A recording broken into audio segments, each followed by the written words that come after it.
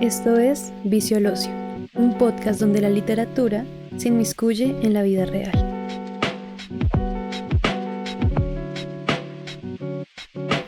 Hoy, el alma que es el cuerpo. Escuchas a Laura Galindo y a Melissa Torres.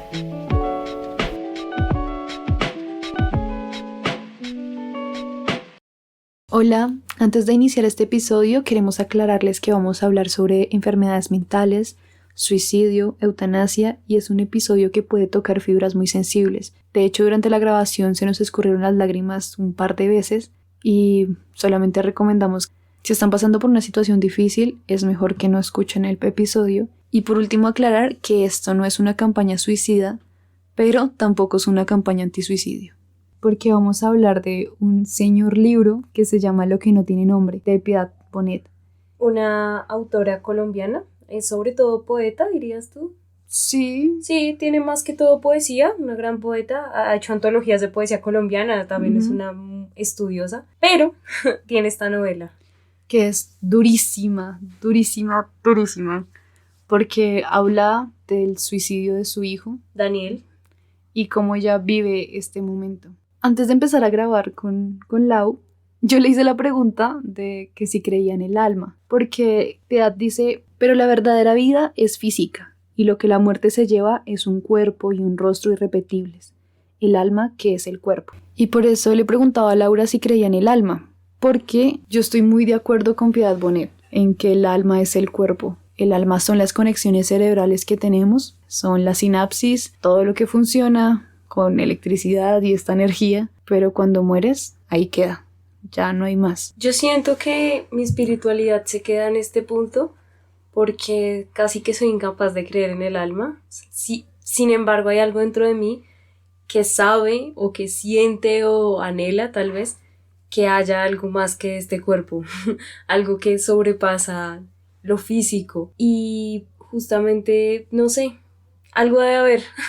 Supongo que una parte de mí que aún cree en los milagros quiere creer que existe el alma. Entonces estoy en un punto de creer entre muerto y vivo, lo mismo, entre creer y no creer. ¿Quieres contarnos de qué trata el libro? El libro trata del suicidio de Daniel, el hijo de Piedad Bonet, y cómo ella va viviendo esto. La historia trata de Daniel, que es un chico un poco introvertido, pero muy talentoso, bueno, según Piedad Bonet, pero parece ser cierto porque él en realidad tiene muy buenas notas, es muy aplicado, pero no se le da tanto esto de la sociabilidad. Y posteriormente empieza a presentar unos síntomas de una enfermedad mental. Parece ser que justo después de tomar unas pastillas para un acné severo, muy severo.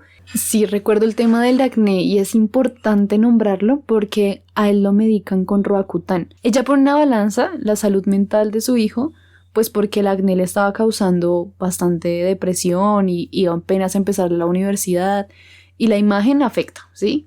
Y además ella no era consciente de los efectos secundarios que tenía esa medicina. Porque ella misma dice, ¿no? No me advirtieron. Ajá. Tal vez si me hubieran advertido, hubiera sabido elegir. Exacto.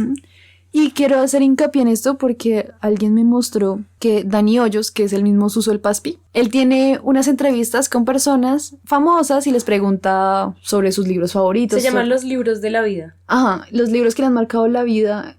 A los invitados. Ajá. Entonces me pone como un top 5 libros que te han marcado y la gente los va hablando de eso. Básicamente en eso consiste el canal. Y entre esos le hace una entrevista a Santiago Alarcón. Y los dos hablan de esa misma medicina, ¿no? De esa misma droga, de hecho. Y los dos cuentan que empezaron a tener depresión después de eso. Y Piedad Bonet dice que a los 3 meses de tomar la medicina, ya su hijo estaba mal. Que Daniel se había encerrado, que se había vuelto introvertido.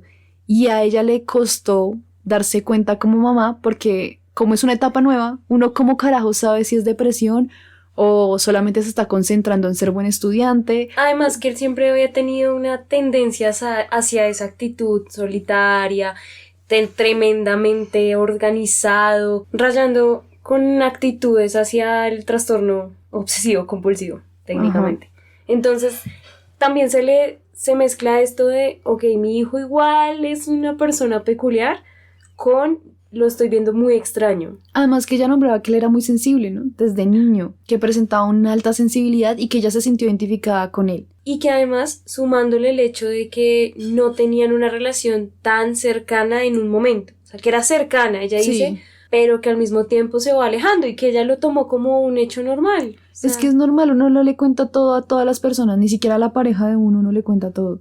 Uno siempre se guarda un pedacito para uno mismo, porque le parece difícil la conversación, porque no quiere tenerla, o porque simplemente uno ni siquiera entiende qué le está pasando. O creo que uno tiene que tener una parte que es muy, muy de uno. Literalmente ahí no entra nadie más. Y en el caso de Daniel, esto es una suposición gigante. Quizás no sabía lo que le estaba pasando. Quizás él no entendía porque era algo externo, pues porque era una droga. Es algo que nunca había identificado dentro de él. Y uno, ¿cómo entiende esto sin creer que estás mal tú? Sí, sin creer que es tú propiamente la que está fallando porque sí. Y sobre todo, además de la incomprensión de Daniel, que obviamente nunca vamos a entender, es la incomprensión de Piedad sobre eso.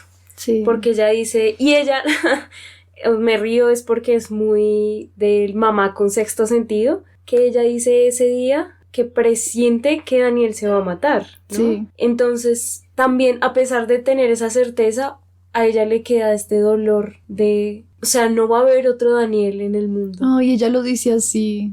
Y de ahí la incomprensión que conlleva este tipo de muertes, lo que decía al principio de las desapariciones, un suicidio, que no se entiende la razón, y a pesar de esto, de esta sensación de no entender por qué, Piedad dice que hubiera sido un dolor muy grande, o sea, que ella supone ese sentimiento que tenía Daniel en el corazón, que ya no podía seguir viviendo. Y ella dice que menos mal no vivió la pandemia.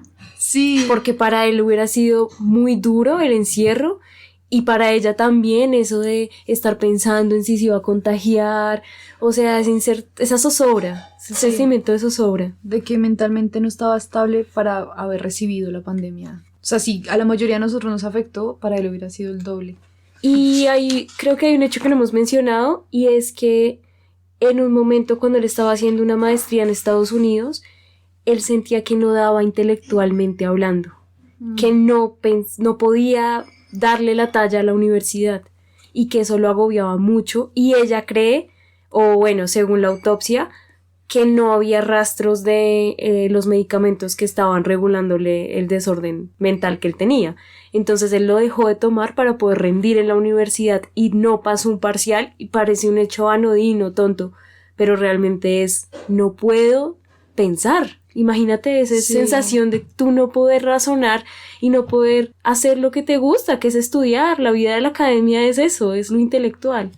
Nosotras no somos expertas en esto y lo que vamos a decir al respecto, en mi caso es pura teoría. Algunas personas afirmamos que cuando uno está bajo los medicamentos psiquiátricos que te ayudan a comprimir la depresión y el trastorno de ansiedad, hacen que pienses más lento. Y yo hablaba de eso con un amigo hace poquito y le decía que existen unos inhibidores, o sea, que tú tratas de pensar en el problema por el que estás deprimido y ese medicamento no te deja. Y tú tratas y tu cerebro no la da y tú dices, sí, me siento tranquilo porque ya no está el pensamiento obsesivo y eso te hace sentir bien, pero no puedes concentrarte en nada. O sea, esa misma incapacidad de pensar en el problema es lo mismo que te da la incapacidad para leer, para crear, para hacer algo intelectualmente. Así que entiendo, Daniel, con todo mi corazón de que los medicamentos te hacen sentir menos triste, pero te hacen sentir inútil. Y es muy lógico que haya dejado de tomarlos para presentar un parcial. Porque uno se frustra y uno se autopercibe a sí mismo como una persona inteligente y uno sabe de lo que es capaz y te empieza a dar rabia. Uno dice, no, yo pude haber hecho esto, yo soy capaz de hacer esto y esto no me está dejando, así que prescindes del medicamento y ahí la recaída y el síndrome de abstinencia es muy fuerte, es muy, muy fuerte. Entonces también entendemos en la situación mental en la que estaba él. Y es un dilema porque Piedad misma dice que Daniel le dijo muchas veces, pero una sobre todo, mamá, yo escuché que tú me dijiste que me matara. Entonces es un dilema de no quiero tener estos pensamientos suicidas porque no, o sea, empiezo a, como decía Piedad, que él mismo usaba su imagen para justificar ese dolor. O sea, como, ¿me entiendes? No.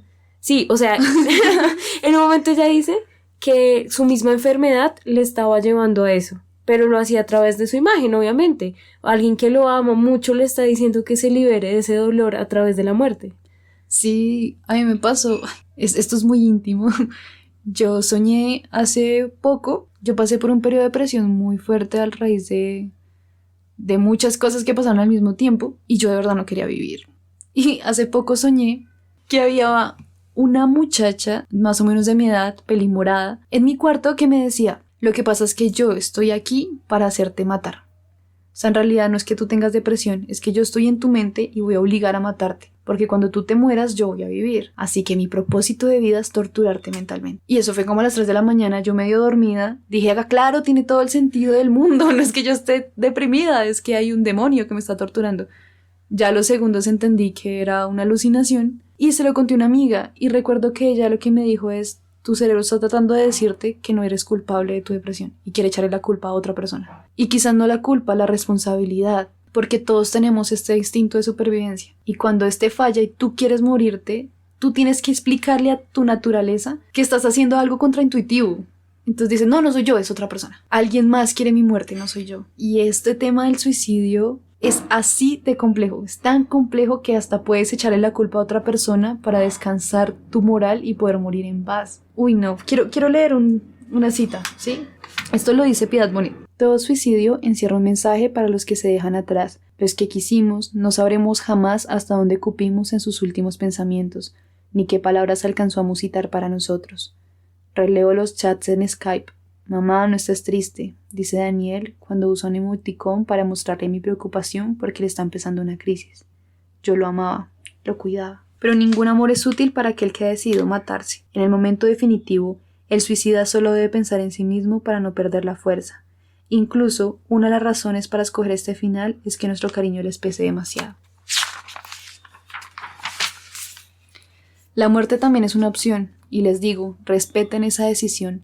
No piensen que fue un abandono, a lo mejor fue un gesto de amor, un gesto para que uno no sufra más, una manera de irse, para quitarse a ellos un dolor y para quitárnoslo a nosotros también.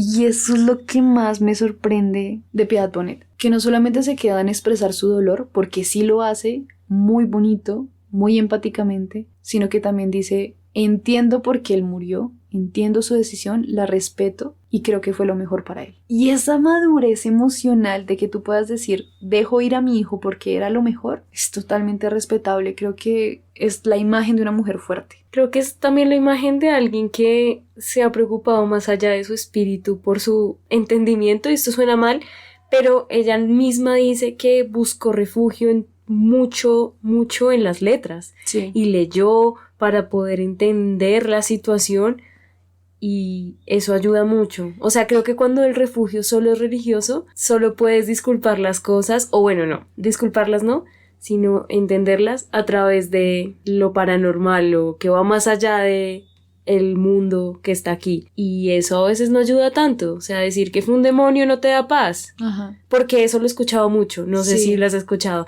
De que en realidad a ti te posee un demonio cuando te suicidas, cuando la gente se suicida. Y no sé, me parece un poco feo porque es precisamente no entender los motivos de la persona y juzgarlo. Entrar directamente a decir, no está bien lo que hiciste. Eso que dices de que ella empezó a leer, ella lo recalca mucho. Ella dice, yo no leí autoayuda, no leí libros de fácil consumo, de tranquila, todo va a estar bien, las cosas pasan por algo. El universo siempre encuentra maneras de que todo salga bien.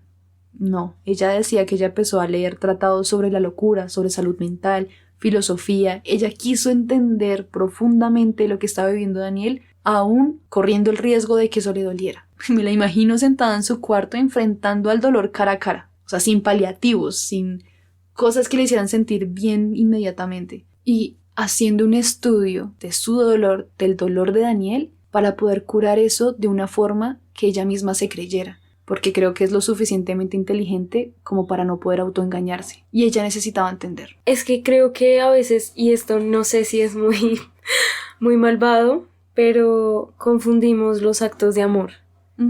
Y suena muy loco, yo sé, decir que matarse uno mismo es un acto de amor, pero realmente, ¿por qué no? ¿Por qué no cambiar un poquitico esa visión de que en realidad el acto de amor es luchar y luchar y luchar a costa de los que te rodean. Ujú. Creo que hay un momento en el que el dolor ya es suficiente Sí, para ti y para el resto. total. Yo quería hablar de Robin Williams. Yo tengo una obsesión con ese tipo porque lo amo, admiro su carrera y además porque él viene con esa nostalgia de los 90. Para mí es muy fácil tenerle cariño a estos actores que estuvieron en tu infancia. Y cuando murió él, me pareció horrible la publicidad que hacían, lo que aparecía en los periódicos de... ¿Vieron? Después de tenerlo todo, aún así se mató. Era un actor, tenía fama, tenía dinero, tenía poder, tenía una familia y aún así se mató. Como si eso lo hiciera débil. Si de alguna forma haberse matado era un mal final. O sea, Robin Williams hizo un montón de cosas, pero se mató. Y ya no importa lo que hizo antes. O todo lo que nos dijo era mentira, ¿no? Porque habían estos memes de tú puedes hacer reír a la gente, pero en el fondo estás triste. Sí, ¿cómo se ve la depresión? ¿Cómo se ve la depresión? Bueno, Sí. son dos imágenes y en una está Billie Eilish, porque creo que eso es que en realidad la publicidad hoy en día apunta a que la depresión se ve como el de Art Attack, el tipo este que era muy feliz, Sí. y Billie Eilish es solo una pose, pero siento que eso también está mal. Sí. La clasificación del dolor, cómo se tiene que ver. Ajá. Ay, Dios. Que me parece estúpido decir que en toda su carrera Robin Williams nos mintió. Como si no hubiera estado feliz en algún momento de su vida. O sea, creen que tuvo depresión toda su vida. Porque hay que aclarar, la gente que tenemos depresión, no todo el tiempo estamos deprimidos. Y hay temporadas en que estamos bien. Y probablemente él sí disfrutó de su carrera. Y tenía problemas con el alcohol, tuvo problemas con la drogadicción, pero él superó el alcoholismo y la drogadicción, él se fue a rehabilitación. Hay muchas cosas destacables de él, pero minimizar a que fue suicidio y que solo los cobardes se suicidan porque no fue capaz de hallar la felicidad, como si fuera algo fácil, como si fuera Échale ganas. como otro indicador de éxito. Como tiene casa, carro y beca, pero no es feliz, así que perdió, ¿sí? Game over. No. Y lo que yo quería hablar de él es que él tenía una enfermedad llamada demencia con cuerpos de Lewy. Y esto es una enfermedad terrible. Primero, porque es muy difícil de diagnosticar. O sea, él duró, creo que 3 años buscando un diagnóstico. Imagínense, él que tenía plata y fama para conseguir buenos doctores, se demoró 3 años. Imagínate qué será para nosotros los mortales. Y que le decían, no sé si les ha pasado, a Laura le ha pasado. Pues, Eso que vas ¿qué al quieres? médico y nunca te dicen qué tienes. ¿Anécdota de PS? Sí. Tengo. Obvio, no, imagínense esto. Van, los miran, los revisan y les dicen todo bien. Luego vuelven al mes como con el mismo problema, lo miran, lo revisan, le mandan un estudio y ustedes van, se hacen el estudio, vuelven y esta burocracia se repite una y otra vez hasta que ya ven que ha pasado un año y en realidad tenían algo súper grave que les van a diagnosticar un año después. Ajá. Bueno, él después de tener todos los recursos y después de 3 años le diagnostican lo que tiene y es esta demencia y es una enfermedad terrible. O sea, él decía que sentía que estaba en guerra con su propio cerebro todo el tiempo y él le decía a su viuda, quiero reiniciarme el cerebro. Imagínate, esto le da problemas de memoria, él se le olvidaban las cosas, pues es demencia, o sea, principalmente se le olvidaba todo. Empezó a tener problemas de la habilidad del lenguaje, tenía problemas de percepción visual. No sé si les ha pasado que ustedes ven una imagen y no entienden qué es. Cuando uno ve en el celular y te dicen, mira esta foto, ¿es un perro o es un niño? Y uno, y como que uno trata de hallarle la forma y uno no sabe qué es. Pero con cosas cotidianas, que tú no sepas que es una puerta, que no sepas que es tu estufa, o sea, terrorífico. Tiene dificultades para solucionar problemas, para concentrarse. También empezó a tener problemas con Parkinson y además, bien incluido, así de gratis, la depresión. Entonces imagínense el terror que él estaba viviendo, o sea, su propio cerebro le estaba haciendo vivir un infierno. Y estas sensaciones que tú narras, como estos síntomas, me hacen pensar en un cuento que se llama Pesadilla en el hipotálamo, de Julio César Londoño, y dice aquí un fragmento. Un día descubrí que los datos que olvidaba no quedaban borrados de una manera completa, sino como ruñidos parcialmente, y una noche en que estaba dedicado a la lectura, aprovechando el silencio de las altas horas, me pareció escuchar de las profundidades del cerebro un crunch, crunch, crunch. De pronto lo vi claro, un gusano me estaba devorando las neuronas. Y precisamente siento que esa certeza de que tienes algo por dentro en tu cerebro que te carcome, que está ahí, ¿cómo te lo sacas? Ni siquiera sabes si está o no, es una sensación, pero posteriormente en este cuento el tipo dice que se va con la información, que el gusano lo que hace es comerse el conocimiento que tiene. Y el tipo es un erudito, o sea, vive de eso, le gusta la información y siente que se le va, los libros que ha leído se le van, todo se le va. y todo el día piensan cómo sacarse el gusano de la cabeza. Creo que esto es una analogía a precisamente una enfermedad mental, algo que con el que tienes que vivir, pero no quieres vivir y no sabes cómo solucionar eso. El mismo Robin Williams decía que él no era él. Decía, yo ya no soy yo. Los directores que trabajaron con él, creo que en esa época salió Una noche en el Museo 3 o la 2, la última. No me acuerdo cuál fue. Los directores que trabajaron con él los últimos años decían, ya no tenía esa chispa feliz, me tocaba hacer ediciones para que se viera jocoso y gracioso, porque él ya no era feliz, ya no se veía chispeante, se veía vacío por dentro. Y él llegó al punto, pues cuando no le habían dado su diagnóstico, de decir que tengo, es Alzheimer, es esquizofrenia, que tengo. Y ya después fue que encontró la respuesta, pero esa respuesta no fue consoladora, porque es una enfermedad degenerativa muy rápida, o sea, te daña el cerebro en nada y no tiene cura. Y ahí es donde uno entiende, obviamente, él en sus 5 sentidos y con la poca inteligencia y la cordura que le quedaba, se iba a matar, obviamente. Claro, porque ¿qué otra solución le queda? O sea, planteémoslo. Una es, bueno, degenerarse hasta el momento en el que te tienen que cuidar. Que te pongan pañales, que te tengan que dar la comida, porque hay un tipo de Alzheimer que es tan profundo que a tu cuerpo se le olvida tragar, que a tu cuerpo se le olvida respirar. No creo que una persona deba llegar a ese punto. O podrías pedir que te hicieran la eutanasia, pero como vimos, a las enfermedades no terminales no se puede. O sea, es como si fuera un impedimento. O sea, es un requisito que tengas una enfermedad terminal para que se pueda aplicar una eutanasia. No sé si te acuerdas del caso de Marta. Es una señora que el año pasado quiso acceder a morir dignamente, la eutanasia, porque padecía de esclerosis lateral amiotrófica. Pero acá en Colombia la eutanasia no se puede dar, eso estaba estipulado antes, a enfermedades que no fueran terminales. Entonces, ¿qué pasó? Que en realidad fallaron a su favor porque cumplía las condiciones de que ya no podía moverse, de que estaba padeciendo realmente unos dolores casi insoportables, y ella salió en una entrevista con Caracol contando su historia. Y resulta que, pues eso fue un caso muy mediático porque le empezaron a negar ese derecho. O sea, justo se lo iban a practicar al otro día y la clínica privada dijo que no, que en realidad no se lo iban a hacer. O sea, imagínate tú ya estar preparada diciendo estoy muy feliz porque ya voy a dejar de sufrir, y te dicen no, te lo niegan. Y luego pues posteriormente tuvo una lucha judicial diciendo no, es que esto es mi derecho, y pues ya lo logró después de un tiempo después de esa noticia. Y el caso de Marta Sepúlveda es un precedente que para firme las cosas de lo que debería suceder. Suicidarse no es lo mismo que una eutanasia. Una cosa es que tú te pegues un tiro y llegue tu familia, tenga que limpiar y verte así, a que tú puedas morir en un ambiente tranquilo, controlado, sin dolor, de que no le hagas pasar traumas a las personas que están a tu alrededor, de que ya han sido muchos años de lucha. O sea, además esta es una enfermedad que padeció Stephen Hawking, que ya vemos cómo no se va a detener, no hay cura, y se van a ir yendo tus capacidades físicas y mentales también. Porque puede que tu mente quede intacta, pero tu estado de ánimo no va a dar. ¿Cómo le huyas a la depresión cuando tu cuerpo no da? Cuando ni siquiera puedes comer por ti mismo. ¿Y cómo eliges luego que te quieres morir?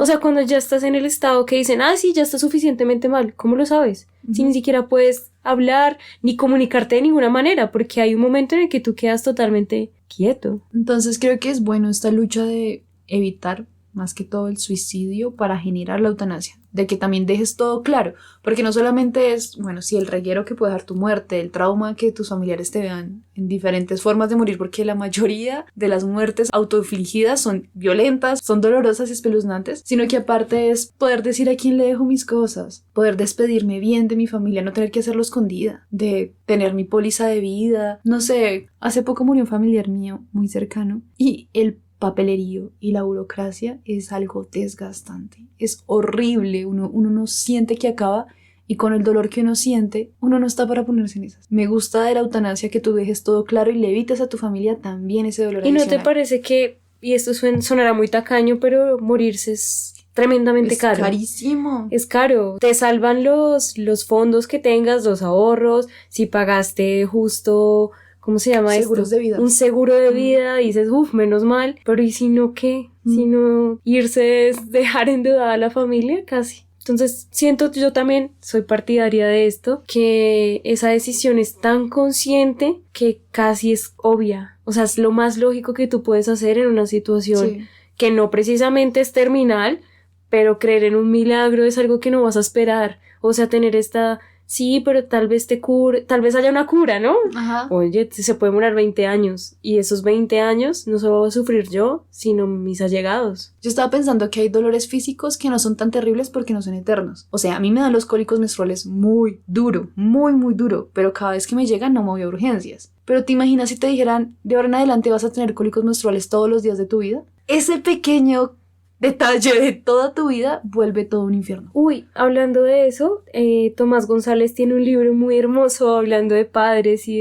de esta pérdida de los hijos que relata el procedimiento que realizó su hijo para morirse también. Él buscó una muerte digna, pero no se podía en el estado, él vivía en Estados Unidos, no se podía donde estaban, tenía que pasarse de estado y donde lo pillaran eso pues daba cárcel, era ilegal. Claro. Entonces es toda esta travesía y él dice en un momento que el hijo sentía como si le serrucharan las piernas. O sea, él sufrió un accidente y quedó cuadraplégico. Vengo a interrumpir desde el futuro para contarles que el hijo de Tomás González no estaba cuadraplégico, sino que se quedó sin movilidad en sus miembros inferiores. Bueno, continuemos. Y pues imagínense ese dolor, o sea, literalmente que tu hijo te diga, parece que me cortaran las piernas. Sí, es escalofriante y uno como familiar no quiere ver a su ser querido sufriendo eso. Entonces, para cerrar el tema de Robin Williams, solo quiero dignificar su muerte, que no lo hizo por banal, no lo hizo porque buscó en los lugares incorrectos, buscó la felicidad en la droga, en la fama y el dinero. No, él buscó la felicidad como cualquier ser humano la busca, en lo que puede, en lo que tiene, y le llegó una enfermedad de la nada y se la derrumbó. Y lo más inteligente que pudo hacer fue haberse matado, y su viuda lo entiende, que era la persona más cercana a él. Y si ella está de acuerdo, porque un montón de reporteros quieren dar su opinión, ¿sí? Creo que eso rodea mucho las muertes de famosos, ¿no? O, pues no sé, al menos, por ejemplo, Hemingway, que es este show de, Dios mío, se mató con una escopeta doble, con la que se cazan animales, que penetra la piel del rinoceronte, y es la incomprensión, además de que uno probablemente sufría una enfermedad mental, porque él pues lo que decía era que ya no era capaz de escribir, pero literalmente casi que no era capaz de hacer nada, o sea, se refugió en el alcohol, lo mismo, ¿no? Entonces empiezan, es un alcohólico, que además es un violento, pero además, mirándola, digamos, los antecedentes y lo que viene después, él viene una familia de personas que se han suicidado. Entonces uno dice, esto no es coincidencia, o sea, imagínate cómo vienen tus genes, que además sientes esa pulsión en un momento de tu vida de que necesitas acabar con el sufrimiento de no poder pensar, de no poder escribir. O sea, no sé si dimensionan lo que es para un escritor ya no producir nada y sentir que ya no tiene valor tu existencia, ¿qué? Si de eso se trataba. Y él hacía otras cosas, o sea, la caza era importante. Yo no estoy de acuerdo con el maltrato animal, pero bueno, eran otros tiempos. Ajá. Y lo que rodea la muerte de Hemingway es esto, ¿no? Como, o sea, era un tipo, para la complejidad de su suicidio, pues sí, es muy interesante, supongamos, pero eso no es lo destacable. Y pues hay que tener en cuenta que lo que vino después también habla un poco de pronto de eso que viene postergándose porque no se entiende, quiero decir, una enfermedad mental encubierta, tal vez, porque su nieta Margot Hemingway también pues fue una supermodelo y actriz y pues lo mismo, también se suicidó. Entonces siento que de verdad tiene que haber una comprensión detrás, así como lo de Robin Williams, o sea, hay que ir un poco más allá del simple hecho y la espectacularidad tal vez y los prejuicios, ¿no? Sí, yo quiero volver a Piedad Bonet para leer unos fragmentos. Uno de ellos es este. Como en la pérdida amorosa, después del suicidio de la persona querida, la mente vuelve una y otra vez sobre el hecho mismo, siempre en vilo sobre un abismo de ansiedad y desconcierto, porque en el corazón del suicidio, aun en los casos en que se deja una carta aclaratoria, hay siempre un misterio, un agujero negro de incertidumbre alrededor del cual, como mariposas enloquecidas, revolotean las preguntas. Y yo quisiera hablar un poco de esas preguntas. Cerca a mí hubo un caso de alguien que se quitó la vida y siento que de verdad surge mucho a pesar de que hayan indicios o algo así. ¿Desde cuándo? ¿Por qué? ¿Qué hice? Además, ¿no? Esta cosa de la culpa. Siento que hay mucha culpa alrededor de las muertes de este tipo. Y tal vez la comprensión y la empatía sea lo único que lo salve a uno de sentir tanto dolor. Bueno, ya para terminar vamos a despedirnos con una cita que va al último, así que adiós. Adiós. Una idea absurda me persigue. Jamás el universo producirá otro Daniel. Siempre vendrá quien me diga que nos queda la memoria, que nuestro hijo vive de una manera distinta dentro de nosotros, que nos consolemos con los recuerdos felices que dejó una obra, pero la verdadera vida es física, y lo que la muerte se lleva es un cuerpo y un rostro irrepetibles, el alma que es el cuerpo.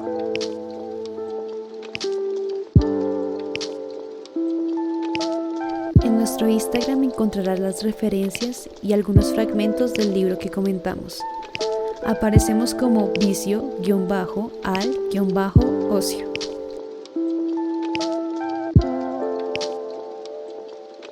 Gracias por escuchar.